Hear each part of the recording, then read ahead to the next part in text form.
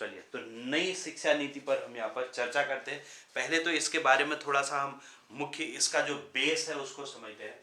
अब आपने देखा, देखो इसको थोड़ा सा समझ जाए। सबसे पहले शुरुआत में हुआ क्या, 1968 में कांग्रेस की सरकार थी और इन्होंने जो है एक शिक्षा नीति बनाई जो हमने अभी जिस पर चर्चा की थी, और उसमें 10+2+3 का फॉर्मूला इन्होंने अपना दिया। ठीक है, फॉर्मूला संरचना कौन सी बनाई, तो 10+2+3, 10+2+3 की संरचना अपनाई। उसके अलावा त्रिभाषा सूत्र को लागू किया, वो भी हमने देखा है। कृषि शिक्षा वगैरह हमने देखी, और तकनीकी शिक्षा, ये सारी चीजें इन्होंने इसमें लागू कर दी थी। ठीक, लेकिन हुआ क्या, देखो 1977 में 68 के बाद 77 में कांग्रेस की सरकार गिर गई, वहां पर जनता दल की सरकार बन गई। ठीक है, कौन सी, जनता पार्टी, भारतीय जनता पार्टी नहीं, जनता दल।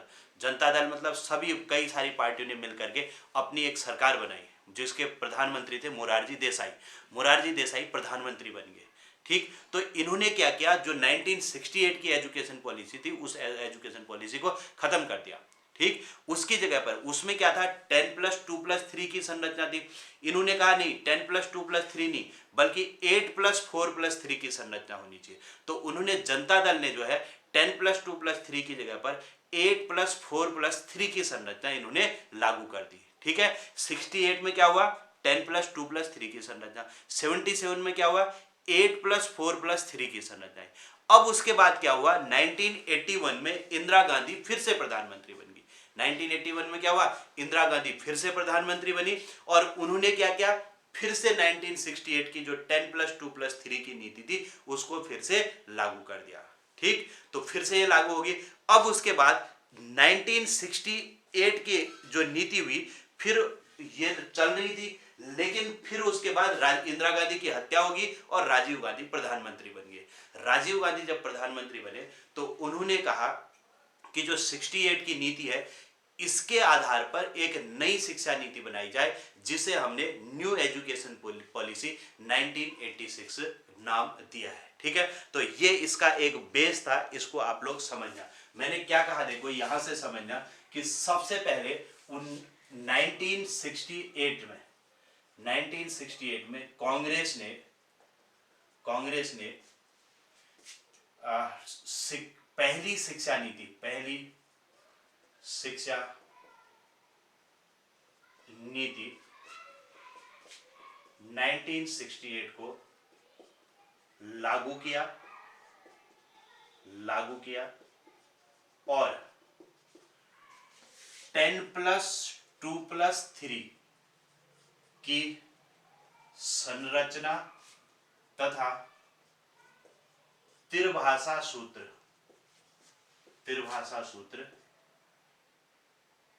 लागू किया गया। ये बात सबको समझ में आ गई होगी।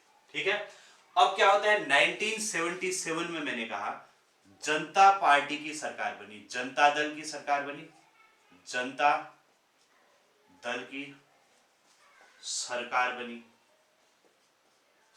बनी और उन्होंने क्या किया, उन्होंने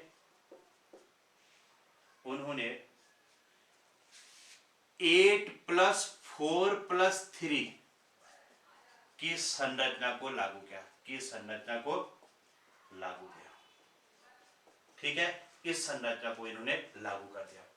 फिर उसके बाद इंदिरा गांधी पुनः प्रधानमंत्री बन गई 1981 के समय, 1981 में इंदिरा गांधी पुनः प्रधानमंत्री बनी और उन्होंने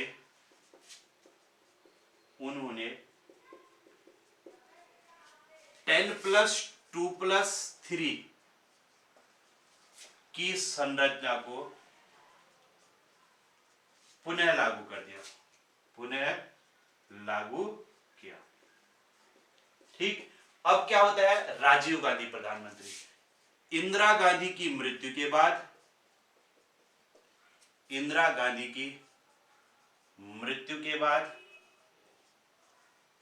बाद राजीव गांधी प्रधानमंत्री बने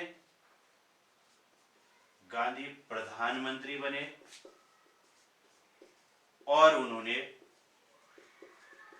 1968 की शिक्षा नीति के आधार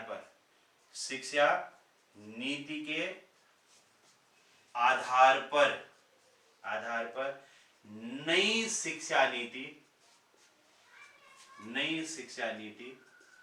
1986 बनाई। ये इस तरीके से 19 शिक्षा जो 86 की न्यू एजुकेशन पॉलिसी है, इसका आधार यहां पर बना। ठीक है, तो ये बात आपको समझ में आ गई होगी। और देखो, यह भारत की एक ऐसी शिक्षा नीति थी, एक ऐसी शिक्षा नीति थी जिसमें सुझावों के साथ साथ, सुझावों के रिकमेंडेशन के साथ साथ उनके इम्प्लीमेंटेशन के लिए भी इन्होंने अपनी उसको जो है क्रियान्वयन की भी पूरी योजना दी, के साथ साथ उसके क्रियान्वयन की भी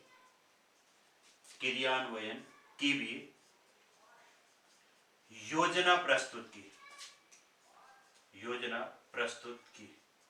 मतलब ये हो गया कि भाई उन्होंने सुझाव तो दिए ही दिए, साथ में उनको कैसे उन सुझावों को लागू किया जाए वो भी बताया। मतलब उसके लिए कहां से पैसा आएगा, कैसे उसकी व्यवस्था होगी, वो सारी चीजें उन्होंने बताया। यह भारत की एक ऐसी शिक्षा नीति थी जिसमें सुझावों के साथ साथ क्रियान्वयन की भी पूरी योजना प्रस्तुत की गई और पर्याप्त संसाधन भी जुटाए गए।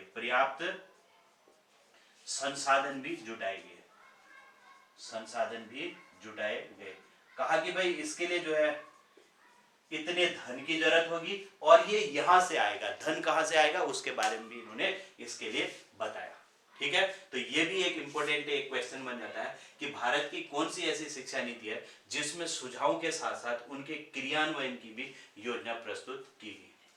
तो यही 1986 की शिक्षा नीति है। ठीक है, इतना लिखिए, फिर इसमें आगे बढ़ते हैं और फिर इनकी जो रिकमेंडेशन है उन पर हम चर्चा करते हैं। अब आप समझना कि इसकी घोषणा कब हुई और कार्य योजना इसकी कब आई। मई 1986 में इसकी घोषणा होगी थी और फिर जो है नवंबर 1986 में इसकी कार्य योजना प्रस्तुत हुई। ठीक है, घोषणा कब हुई इसको याद रखेंगे, मई 1986 में हुई और इसकी जो कार्य योजना नवंबर 1986 में प्लान ऑफ एक्शन, ध्यान रखेंगे, हाँ, प्लान ऑफ एक्शन नाम से प्रकाशित हुई। बहुत इंपॉर्टेंट क्वेश्चन ये भी बनता है, प्रकाशित हुई, प्लान ऑफ एक्शन के नाम से इसकी जो है कार्य योजना प्रस्तुत हुई। क्लियर हो गया, दो चीजें होगी। तीसरा, अब इसमें भाग कितने हैं ध्यान रखेंगे। भाग मैंने अभी आपसे कहा था कि इसमें 12 भाग है। ठीक है, और खंड कितने हैं, टोटल इसमें खंड कितने हैं, तो 24 इसके खंड हैं। और धाराएं कितनी हैं, धाराएं इसमें 157 इसमें धाराएं हैं। तो ये इन तीन बातों को भी ध्यान रखेंगे। अब इसके जो प्रमुख भाग हैं, इन भागों के नाम मैं सारे लिखा दे रहा हूं, प्रमुख भाग, और उसमें से जो इंपॉर्टेंट भाग है मैं लगभग सारे ही कराऊंगा, बस उनमें से उन सभी भागों में मतलब सारे पॉइंट नहीं लिखाऊंगा, जो इंपॉर्टेंट पॉइंट है उनको लिखाऊंगा। ठीक है, पहला भाग एक में क्या है, भूमिका, इसकी भूमिका दी गई है, इंट्रोडक्शन मतलब ये दी गई है पहले भाग में।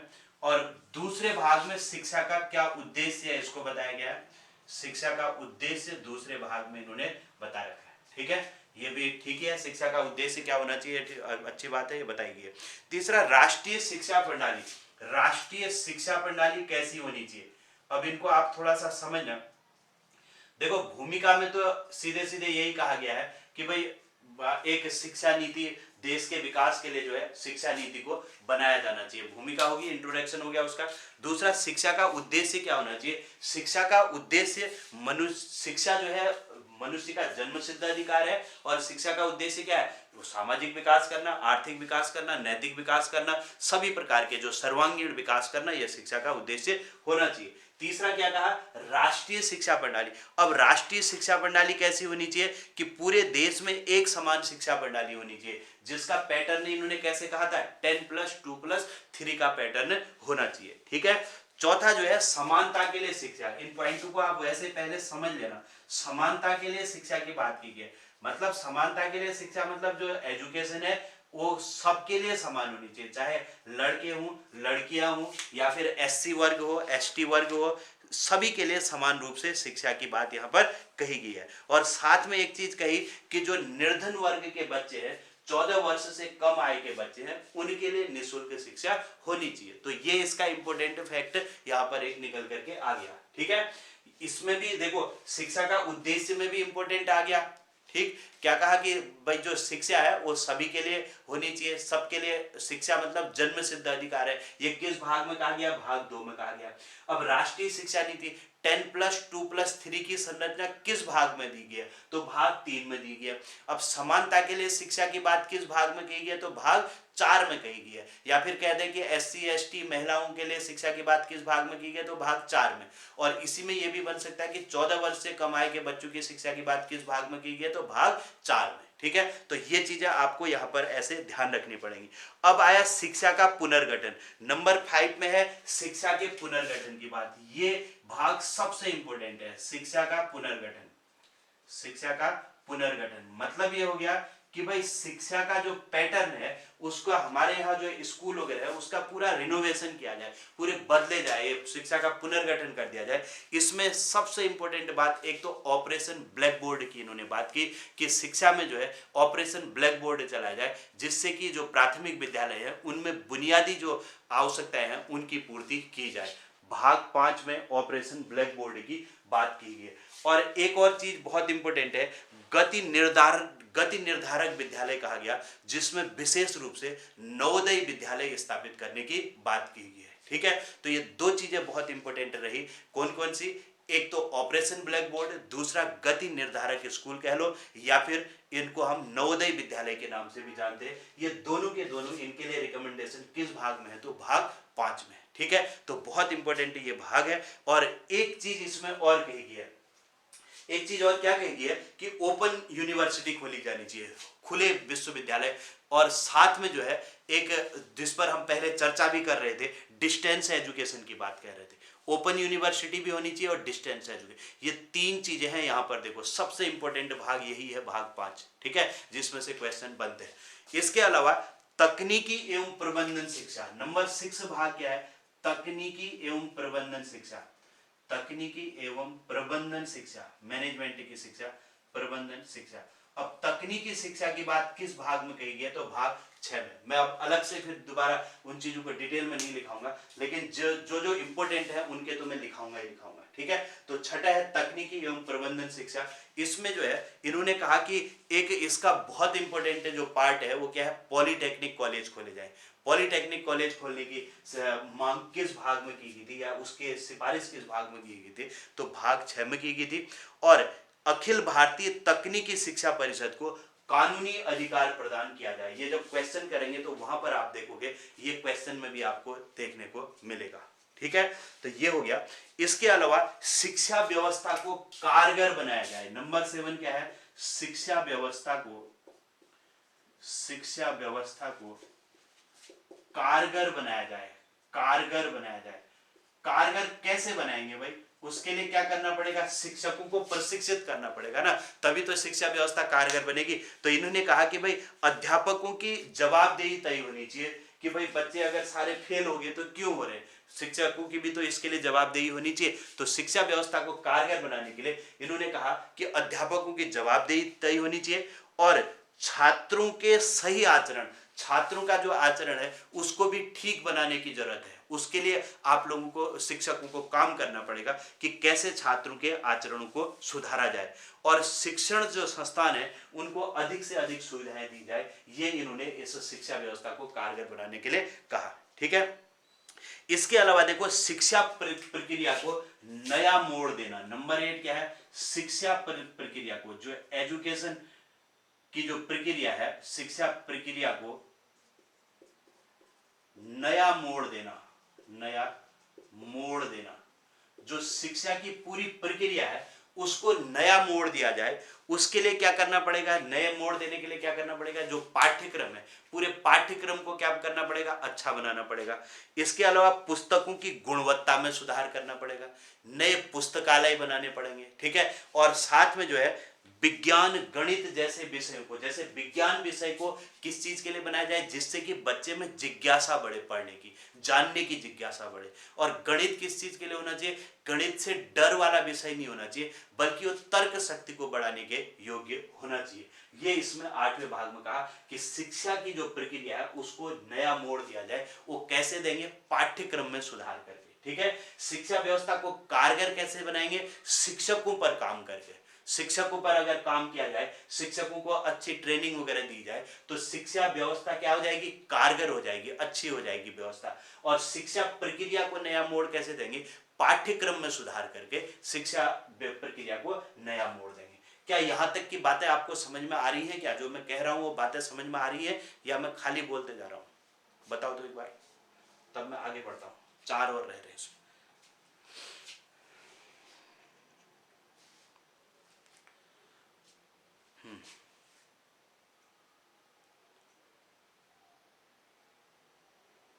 ठीक है,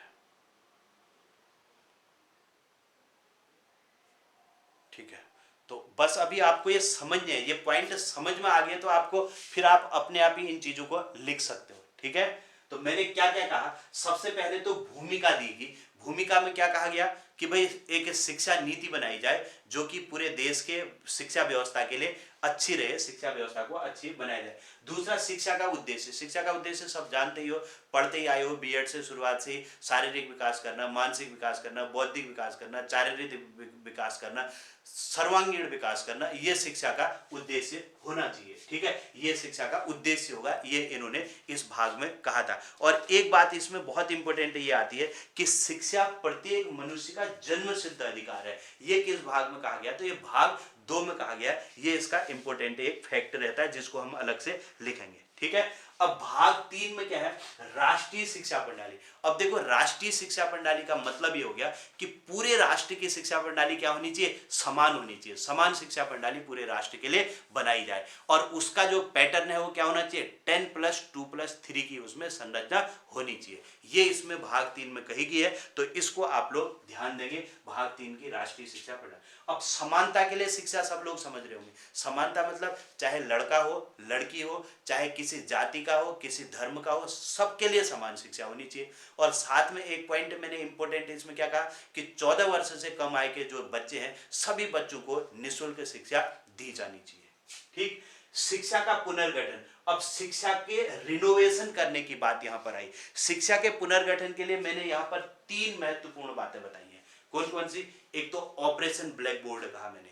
दूसरा क्या कहा? ऑपरेशन ब्लैक बोर्ड के लिए के बाद क्या कहा? गति निर्धारक विद्यालय, मतलब नवोदय विद्यालय खोलने के बाद। तीसरी चीज मैंने एक इंपॉर्टेंट इसमें क्या कही थी? एक ओपन यूनिवर्सिटी और एक डिस्टेंस एजुकेशन की बात की थी। ठीक है, ये 3 इसमें बहुत महत्वपूर्ण पॉइंट है। और इसके अलावा इसमें बाल केंद्रित शिक्षा, मतलब टीचर सेंटर्ड नहीं बल्कि चाइल्ड सेंटर्ड एजुकेशन भी होनी चाहिए। ये 4 बातें इस भाग 5 में आपके लिए बहुत इंपॉर्टेंट रहेंगी, उस पर ध्यान देना। फिर छठा भाग क्या देगा? तकनीकी एवं प्रबंधन शिक्षा। टेक्नोलॉजी की शिक्षा होनी चाहिए और मैनेजमेंट की शिक्षा दी जानी चाहिए। उसके लिए मैंने कौन से कॉलेज की बात की? पॉलीटेक्निक कॉलेज खोले जाने चाहिए। बहुत इंपॉर्टेंट क्या आया इसमें? पॉलीटेक्निक कॉलेज खोले जाने चाहिए। और एक चीज और कही, अखिल भारतीय तकनीकी शिक्षा परिषद, AICTE, इसके बारे में भी हमने पहले भी चर्चा कर रखी है जब कोठारी आयोग वगैरह पढ़ा था। अखिल भारतीय तकनीकी शिक्षा परिषद को कानूनी अधिकार दिए जाने चाहिए। 2 पॉइंट इसमें इंपॉर्टेंट है। फिर साथ में देखो शिक्षा व्यवस्था को कारगर कैसे करेंगे, शिक्षकों को अच्छा प्रशिक्षण दे करके, और शिक्षा प्रक्रिया को नया मोड़ कैसे देंगे, जो पाठ्यक्रम है उसमें रिनोवेशन करके, उसको अच्छा करके हम शिक्षा प्रक्रिया को नया मोड़ दे सकते हैं। अब 90 में देखो, 90 में क्या कहा, शिक्षकों से संबंधित है। 9वां भाग किससे संबंधित है, शिक्षक से संबंधित है। शिक्षक, शिक्षक मतलब यह है कि भाई शिक्षकों के एक तो पूरे देश में उनकी जो भर्ती प्रक्रिया है वो समान होनी चाहिए, है ना। दूसरा, वेतन उनको सबको समान योग्यता के लिए समान वेतन मिलना चाहिए। तीसरा एक इसमें बहुत इंपॉर्टेंट है, क्या आया, डाइट बनाई जानी चाहिए, डाइट, ठीक है। डाइट का मतलब क्या है, जिला शिक्षण एवं प्रशिक्षण संस्थान, डाइट खोले जाने चाहिए, ये कहा प्रत्येक जिले में, जिस पर आप जानते ही हो डीएलएड के जो सेंटर होते हैं जहां पर डीएलएड पढ़ाया जाता है, वो सब डाइट, आप सब लोग उससे वाकिफ है ही है ना। तो डाइट के गठन करने की बात किस भाग में कही गई है, तो भाग 9 में कही गई है। तो ये बहुत इंपॉर्टेंट है। और साथ में शिक्षकों को जो है रचनात्मक एवं सृजनात्मक मतलब क्रिएटिव टीचर बनाया जाना चाहिए, ये इसमें कहा गया। अब 10वें में चलते हैं, शिक्षा का प्रबंधन। नंबर 10 क्या है, शिक्षा का प्रबंधन। अब शिक्षा का मैनेजमेंट कौन संभालेगा, शिक्षा का प्रबंधन। इसके लिए इन्होंने क्या कहा, देखो शिक्षा का प्रबंधन कैसे होगा, मैनेजमेंट कैसे होगा। एक तो राष्ट्रीय स्तर पर भारतीय शिक्षा सेवा बनाई जाए, नेशनल स्तर पर क्या होनी चाहिए, भारतीय शिक्षा सेवा, जबकि राज्य स्तर में क्या होनी चाहिए, प्रांतीय शिक्षा सेवा। दोनों तरफ देखो, सेंटर में भारतीय शिक्षा सेवा बनाई जाए और प्रांतों में राज्य शिक्षा सेवा बनाई जाए, तो प्रांतीय शिक्षा सेवा या राज्य शिक्षा सेवा, और जिले में जिला शिक्षा परिषद का गठन किया जाए। इन तीन चीजों की बात कही। केंद्र में क्या बनाई जाए, राष्ट्रीय शिक्षा परिषद, भारतीय शिक्षा सेवा कह लो या फिर राष्ट्रीय शिक्षा सेवा कह लो। प्रांतीय में क्या कहा, प्रांतीय शिक्षा सेवा, और जबकि जिले में जिला शिक्षा परिषद का गठन किया जाए। तो ये 10वीं रिकमेंडेशन है। और 11वां, संसाधन और समीक्षा। अब देखो ये बहुत इंपॉर्टेंट आ गया, संसाधन।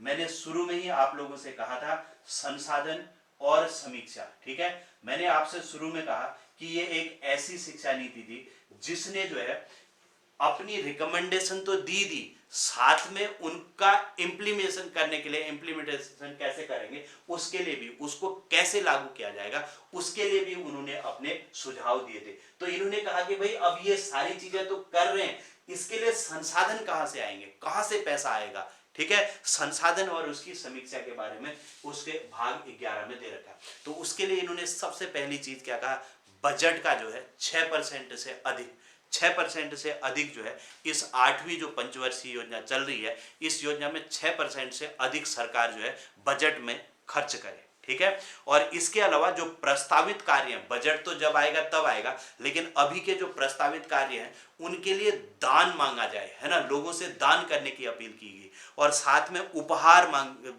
कोई उपहार दे रहा है तो उसके लिए कहा गया, और धन की इस, और उसके अलावा शुल्क मतलब फीस लेकर के, फीस भी ली जाए। तो इस तरीके से उसकी व्यवस्था की जाए। प्रस्तावित कार्यों के लिए कहां से करेंगे, उपहार से करेंगे या फिर दान से करेंगे या शुल्क लेकर के उसकी व्यवस्था करेंगे। और 8वां जो पंचवर्षीय योजना होगी उसमें 6% से अधिक बजट की व्यवस्था की जाए, ये इन्होंने 11वें भाग में कहा। और 12वें में क्या कहा कि शिक्षा का भविष्य, इसका भविष्य क्या होगा, शिक्षा के भविष्य के बारे में 12वें भाग में इन्होंने बात की है। मतलब इन्होंने कहा कि 100% साक्षरता का लक्ष्य रखना है। मतलब ये सब करके क्या होगा, क्या करना चाह रहे हैं हम, तो हमारा जो लक्ष्य है कहा देश का कि 100% शिक्षा होनी चाहिए। और दूसरा, उच्च शिक्षा प्राप्त व्यक्ति श्रेष्ठतम व्यक्तियों में शामिल हो।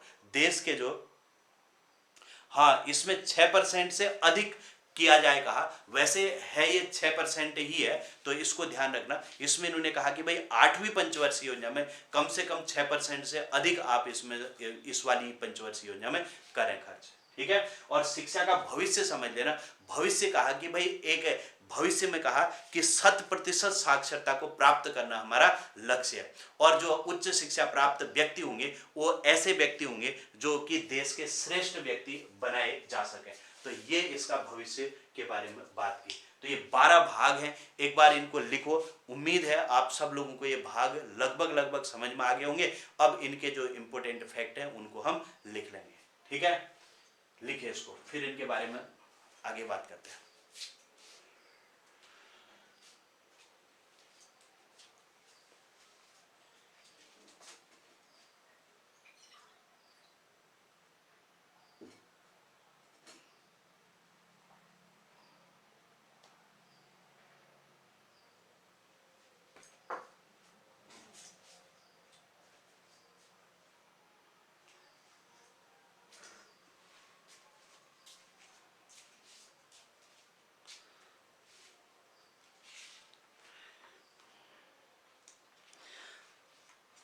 अब आप लोग अगर सारे भी पॉइंट लिखना चाहोगे तो लिख सकते हो, क्योंकि मैंने सारे एक्सप्लेन कर दिए हैं, ठीक है। मैं बस उनको लिखा लिखा रहा हूं जो इम्पोर्टेंट है, ठीक है। आप जो भी चाहो सारे पॉइंट भी लिख सकते हो, क्योंकि मैंने सारे पॉइंट जो है एक्सप्लेन कर दिए हैं, सब बता दिए हैं, ठीक। अब इनमें से जो मुख्य है उन पर मैं चर्चा करता हूं। अब देखो, हम सबसे पहले आते हैं भाग 2 में। भाग 2 में क्या कहा गया है कि जो शिक्षा है, शिक्षा का उद्देश्य क्या होना चाहिए, इस भाग को हम समझते हैं शिक्षा का उद्देश्य। पहले भाग की भूमिका की कोई जरूरत नहीं है, शिक्षा का उद्देश्य। भूमिका मैंने आपको बता दिया। भूमिका में क्या कहा गया है, भूमिका में कहा गया है कि भाई देश के विकास के लिए एक शिक्षा नीति को बनाया जाना चाहिए। अब शिक्षा का उद्देश्य देखो, इसमें क्या कहा गया है, एक पॉइंट तो यह है कि शिक्षा प्रत्येक व्यक्ति का क्या है, प्रत्येक व्यक्ति का जन्म सिद्ध अधिकार है, जन्म सिद्ध अधिकार है, ठीक, अधिकार है। ये पॉइंट इसमें इंपॉर्टेंट हो गया, इसको ध्यान रखना। शिक्षा प्रत्येक व्यक्ति का जन्म सिद्ध अधिकार है, किस भाग में कहा गया, तो भाग 2 में, इसी को ध्यान रखना है। दूसरा, बाकी सब आप जानते हो शिक्षा का उद्देश्य क्या है, शारीरिक, मानसिक, चारित्रिक, सांस्कृतिक या फिर विकास करना या सर्वांगीण विकास करना, यह शिक्षा का उद्देश्य है। ये सब लिखने की हमें जरूरत नहीं है, ठीक है। और शिक्षा के द्वारा वर्तमान तथा भविष्य का निर्माण भी कर सकते हैं, ये सारी चीजें इसमें कही है, लेकिन हम इसी पॉइंट पर चल रहे हैं क्योंकि ये इंपॉर्टेंट है। दूसरा, भाग 3 में चल रहे हैं, राष्ट्रीय शिक्षा प्रणाली। अब भाग 3 का संबंध किससे है, तो राष्ट्रीय शिक्षा प्रणाली। इसमें कहा गया है कि भाई पूरे देश में समान शिक्षा प्रणाली होनी चाहिए, भाग 3। इसमें क्या क्या पॉइंट है देखो, एक तो पूरे देश में, पूरे देश में समान शिक्षा प्रणाली अपनाई जानी चाहिए, समान शिक्षा प्रणाली अपनाई जाए, ठीक है, अपनाई जाए। दूसरी बात देखो, शिक्षा का जो पैटर्न होगा, पैटर्न कह लो या फिर शिक्षा की संरचना कह लेते हैं, ठीक है। और संरचना क्या होनी चाहिए, संरचना 10+2+3 की संरचना। बस ये 2 पॉइंटों को ध्यान रखें कि पूरे देश में समान शिक्षा प्रणाली होनी चाहिए। दूसरा, 10+2+3 की संरचना होनी चाहिए, ठीक है। 5 वर्षीय प्राथमिक होगा उसमें, और 3 वर्षीय उच्च प्राथमिक, 2 वर्षीय हाई स्कूल, 2 वर्षीय इंटरमीडिएट और 3 वर्षीय क्या होगा, ग्रेजुएशन। तो ये हो गया 10+2+3। इसके बाद देखो, इसके बाद भाग 4 इंपोर्टेंट आता है। भाग 4 क्या है, समानता के लिए शिक्षा। इसको सीधे सीधे भी याद रखना, समानता के लिए शिक्षा किस भाग में दी गई है, समानता के लिए शिक्षा, समानता के लिए शिक्षा किस भाग में है, भाग 4 में। इसमें देखो एक बात क्या है इंपॉर्टेंट है कि 14 वर्ष से कम आयु के, कम आयु के बच्चों को निःशुल्क शिक्षा दी जाए, निःशुल्क शिक्षा दी जाए, शिक्षा दी जाए, ये इसमें इंपॉर्टेंट है। बाकी की सारी चीजें समानता के लिए शिक्षा में बाकी सब कुछ होगा क्या, जैसे एससी वर्ग की शिक्षा, एसटी वर्ग की शिक्षा, महिलाओं की शिक्षा, ये सारी चीजें समानता के लिए शिक्षा में ही आएंगी। लेकिन साथ में जो इंपॉर्टेंट फैक्ट है वो क्या है, वो 14 वर्ष से कम आयु के बच्चों की शिक्षा की बात कही गई है, ठीक है। और सभी को शिक्षा के समान अवसर भी लिख सकते हो, सभी को शिक्षा के समान अवसर, ठीक है। ये भाग 4 के अंतर्गत हमारा ये क्लियर हो गया। अब हम बढ़ते हैं भाग 5, जो कि सबसे इंपॉर्टेंट भाग है। ये लिखा इतना सबने, अब हम सबसे इंपॉर्टेंट भाग में आ रहे हैं, भाग 5 में, उसको समझते हैं। उसमें कम से कम 3-4 पॉइंट ऐसे हैं जो बहुत इंपॉर्टेंट है। अब मैं सीधे भाग 5 में आ रहा हूं, ये भाग सबने लिख ले होंगे।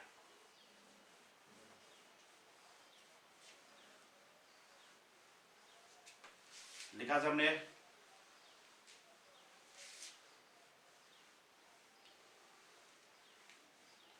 लिख लिया होगा।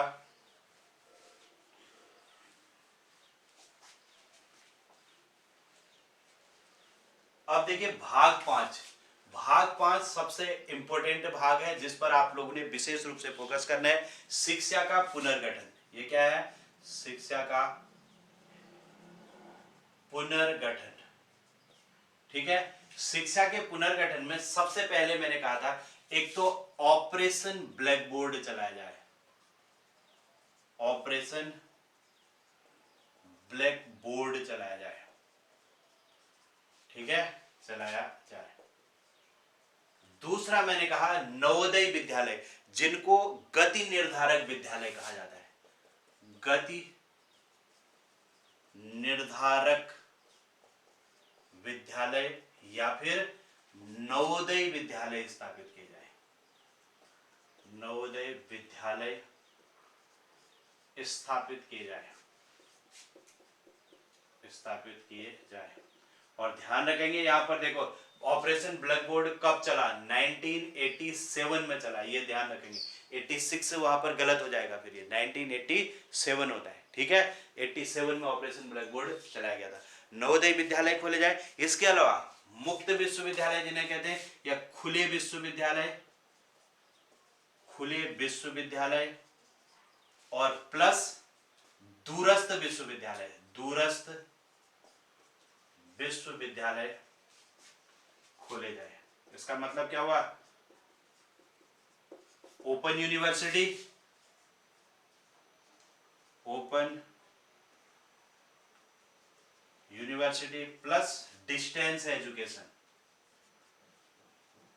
डिस्टेंस एजुकेशन की व्यवस्था की जाए। ठीक है, ये हो गया।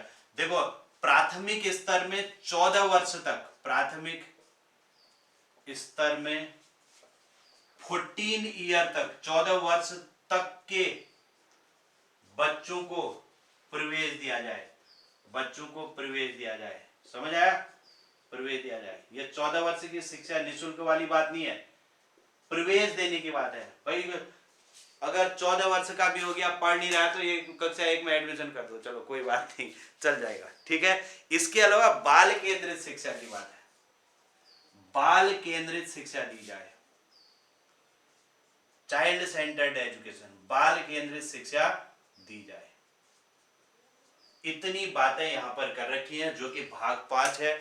बहुत इंपॉर्टेंट भाग है, इसको आप लोग ध्यान रखना। ठीक है, भाग 5 भी सबको क्लियर हो गया।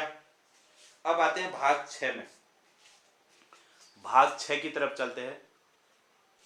भाग 6 का संबंध किससे है? तकनीकी। भाग 6 तकनीकी एवं प्रबंध शिक्षा। एवं प्रबंध शिक्षा। इसके लिए मैंने कहा इंपॉर्टेंट पॉइंट क्या है? पॉलीटेक्निक कॉलेजों की स्थापना की जाए। क्या कहा? पॉलीटेक्निक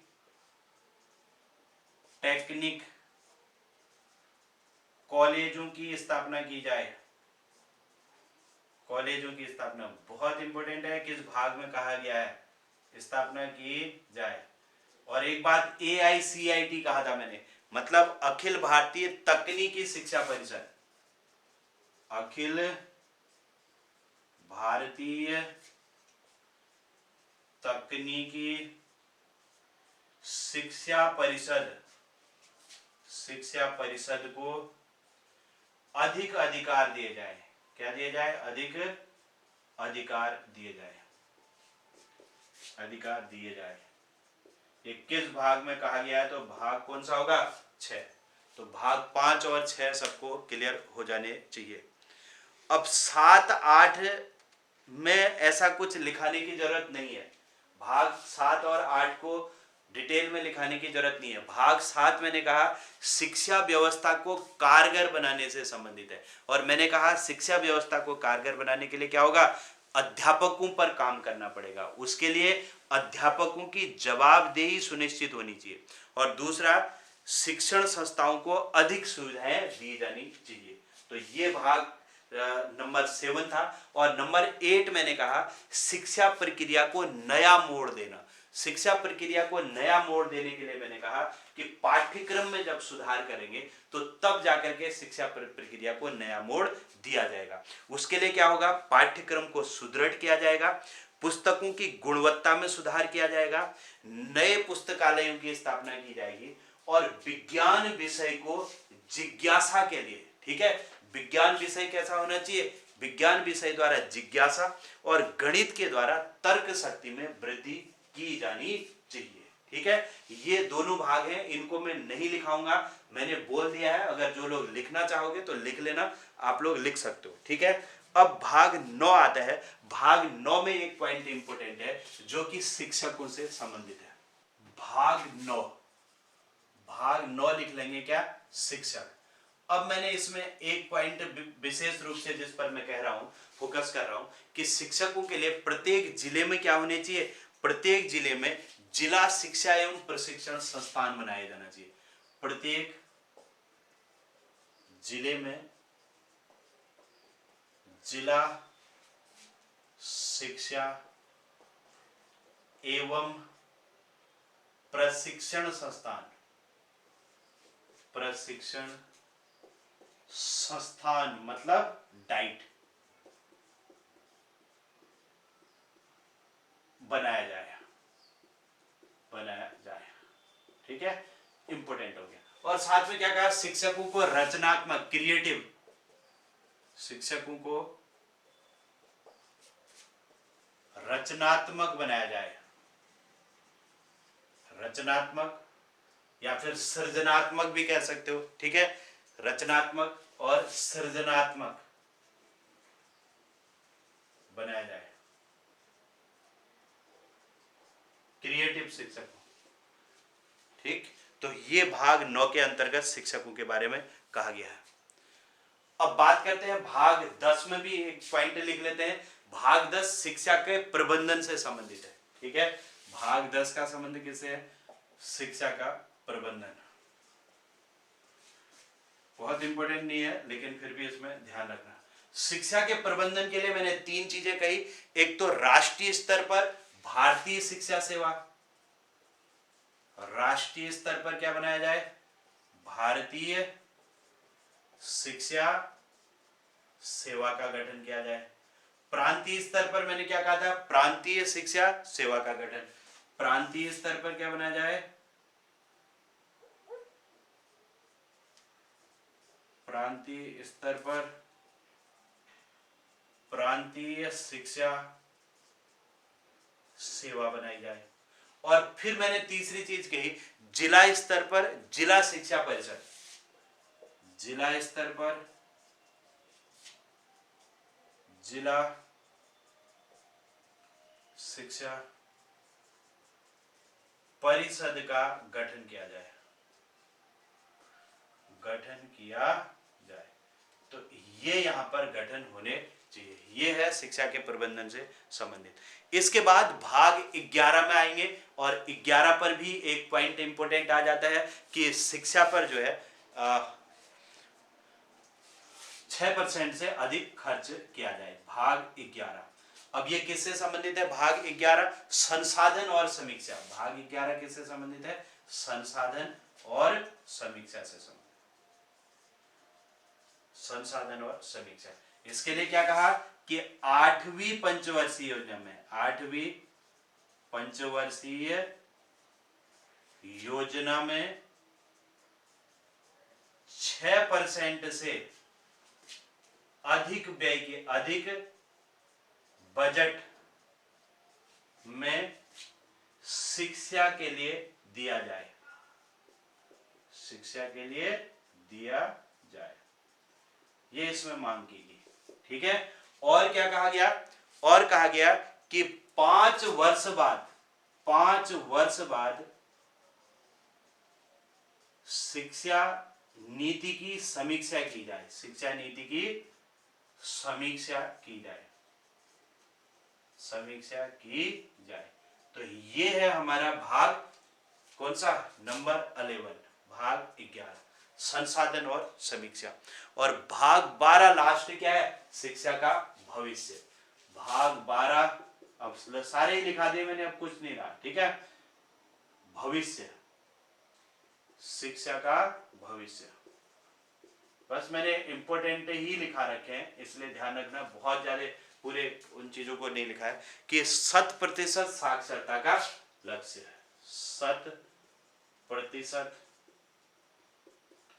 साक्षरता का लक्ष्य। ये जो है 12वें भाग में भी कहा गया कि जो हमारी शिक्षा है वो 100% शिक्षा होनी चाहिए।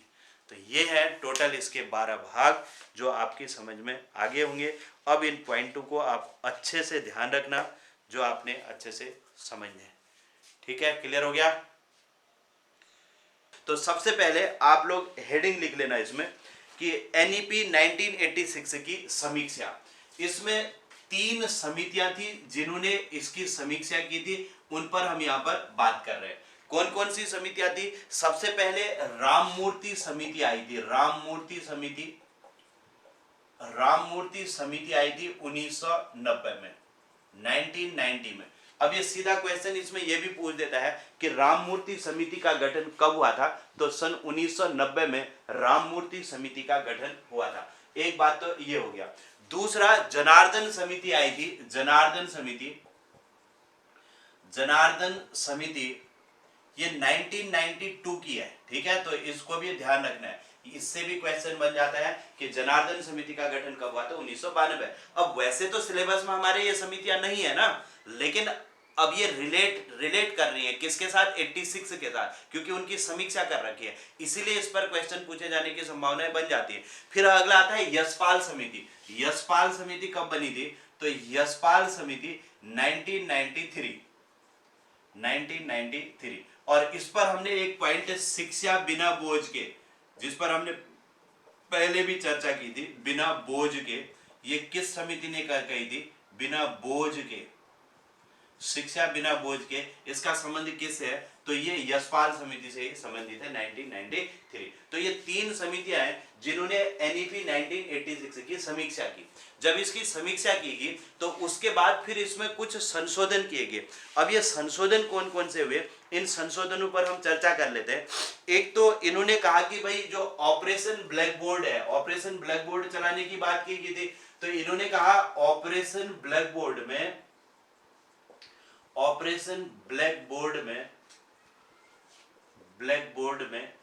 2 के स्थान पर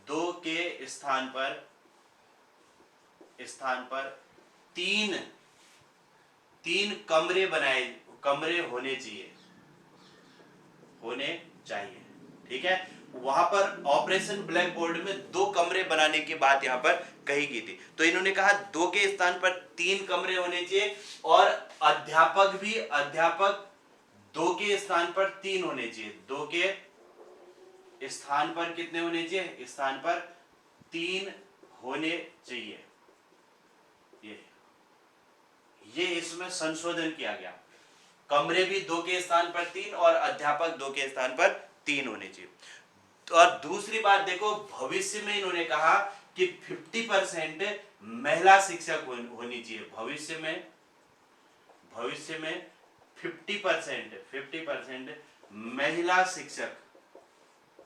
महिला शिक्षक होनी चाहिए, ठीक है। ऑपरेशन ब्लैक बोर्ड के तहत जो है महिला शिक्षकों की संख्या भविष्य में 50% कर दी जानी चाहिए।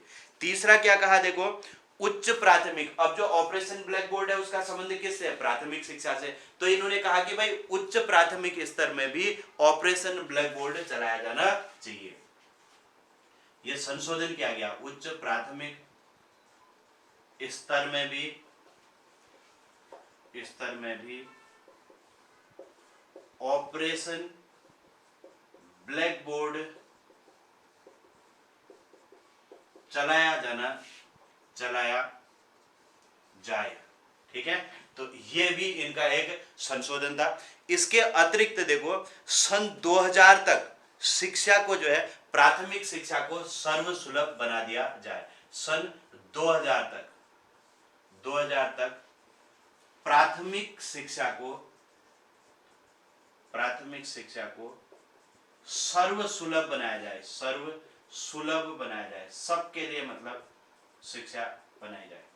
वैसे जो एनईपी 1986 थी, इसमें 1990 तक प्राथमिक शिक्षा को सर्वसुलभ बनाने की बात थी, लेकिन इनके द्वारा इसमें संशोधन किया गया और कहा कि 90 तक नहीं बल्कि सन 2000 तक जो है प्राथमिक शिक्षा को सर्वसुलभ बना दिया जाना चाहिए। ठीक है, तो ये 4 मुख्य इसमें पॉइंट हैं जो कि संशोधित एनईपी के तहत आते हैं, तो इनको भी आप लोग ध्यान रख लेंगे, उसी में आगे को जोड़ लेना।